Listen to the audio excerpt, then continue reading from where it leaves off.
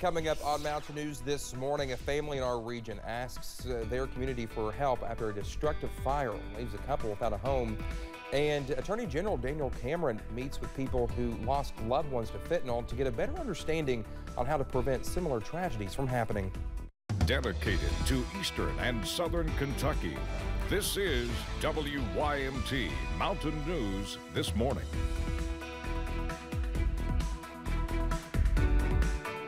It's Thursday. Good morning. I thought it was Wednesday earlier, but Brandon quickly told me it was Thursday. It's 6 o'clock, and I'm Dakota Makris. Thanks so much for waking up with us. Speaking of Brandon, let's head over to him for a check at that forecast. And Brandon, I don't really know how to describe out. Is it cold? I guess I wasn't really. It's chilly. Yeah, chilly. It's chilly. It's chilly. I'm telling y'all, sometimes I just don't really pay attention to when I walk out to my car. I guess I'm just in such a hurry. I don't really feel that. I guess that makes sense. I don't know, but yeah, I mean that's fair. I could see that.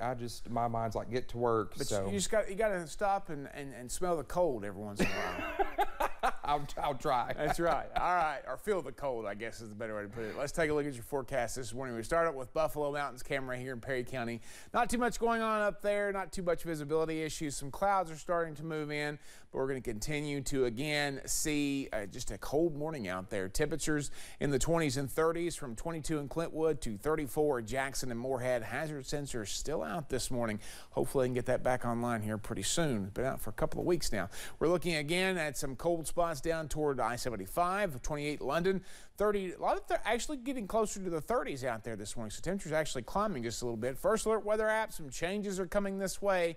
After sunny clouds this morning, we'll have more clouds later, staying dry up into the 60s thanks to some southwest winds. And then the rain chances return as we head toward tonight. Dakota? All right, Brendan, thank you. A Southern Kentucky family is in need of help after losing their home in a fire. The couple was able to get out, but as Hallie DeVore shows us, it wasn't easy. And now city leaders are calling on the community to help them recover.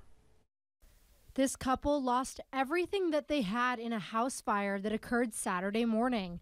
The cause of the fire is still undetermined. We lost a lot of memories. We'd been there. That's where my wife was raised up at, and my son. We'd lived there 60 years, I guess, wasn't it?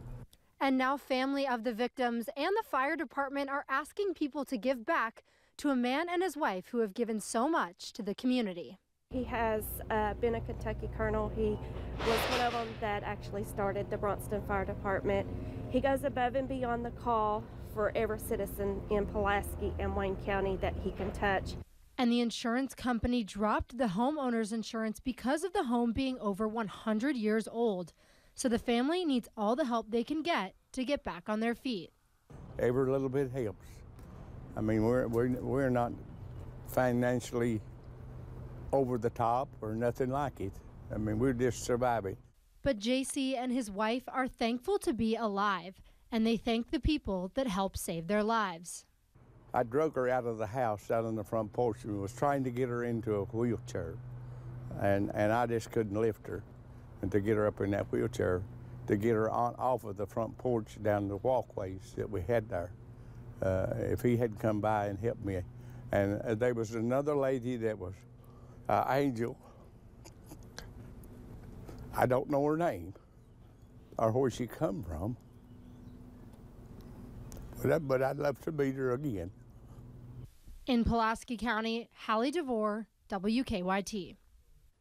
The Christian Appalachian Project is working to bring in students this spring break. Fueled up for WorkFest 2023, the organization has two groups working in Floyd County this week, trying to get families back in a safe home following last summer's floods.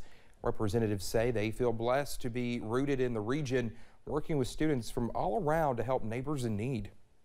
Sad that this happened, but at the same time, you know, we've been a major blessing to these families because we are one of the only nonprofit organizations in the area that has the services that we do and can offer each and every one of them to where we can make a full impact. Students say it is a great way to spend spring break, encouraging others to consider being part of the program. Well, the Secretary of the U.S. Department of Housing and Urban Development, Marcia Fudge, was in Breathitt County yesterday She met with local leaders in several eastern Kentucky counties about the nearly $300 million headed to the state to support disaster relief. Our Olivia Calfee talked with the county and community leaders about how they hope these funds are used. Kentucky is set to receive $298 million.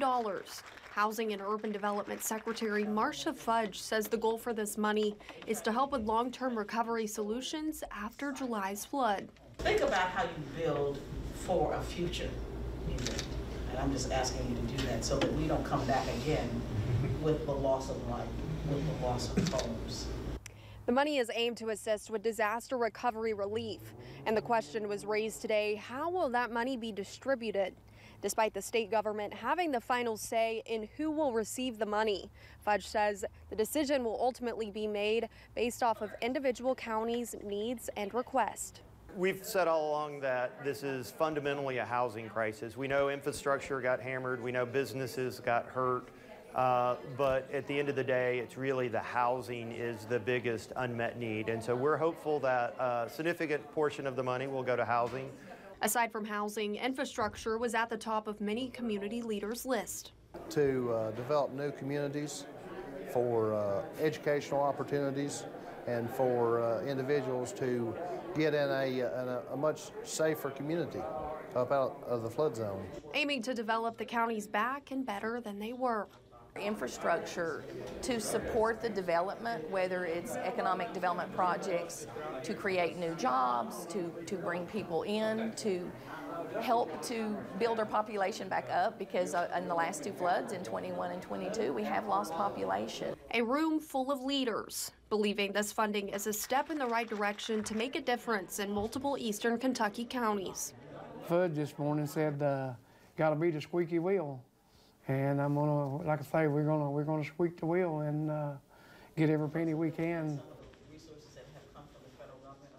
That was Olivia Calfee reporting. The 20 counties eligible to receive funding from this grant are listed on our website, but once again, it's ultimately up to the state to decide which counties receive funding and how much of it they are awarded. Attorney General Daniel Cameron was in Southern Kentucky for the third Operation Fight Fentanyl Forum. Cameron met with leaders in the fight against opioids and those who have lost loved ones to fentanyl overdoses to discuss what issues this region is experiencing in relation to fentanyl and to discuss possible solutions. It's my intent to do as many of these as we possibly can across all of Kentucky to allow our folks to have a say in this conversation, to express themselves. We'll gather that information and then be able to make wise judgments about how we can tackle this on a new front going forward. He also held forums in Kenton and Pendleton counties. He says although hearing stories about the impact fentanyl has is heartbreaking, he says it is also encouraging to see people continuing to try and curb the problem. A report done for the Kentucky Hospital Association says 38% of Kentucky hospitals are in danger of closing. The Kentucky Lantern reports on the findings that hospital expenses last year were $4.2 billion higher than before the pandemic and surpassed revenue for the facilities. Labor costs, supplies, and drug costs are all up, and the Hospital Association is pressing lawmakers to approve measures that can help. People here in Perry County and surrounding counties will have a new place to get eye care this spring. Hazard native Dr. Jordan Davidson and his team announced on Facebook they will begin seeing patients on May 1st. Davidson Moore Eye Care is located at 1824 North Main Street in the Walkertown community. It will operate on limited days, but there are plans to provide services Monday through Friday.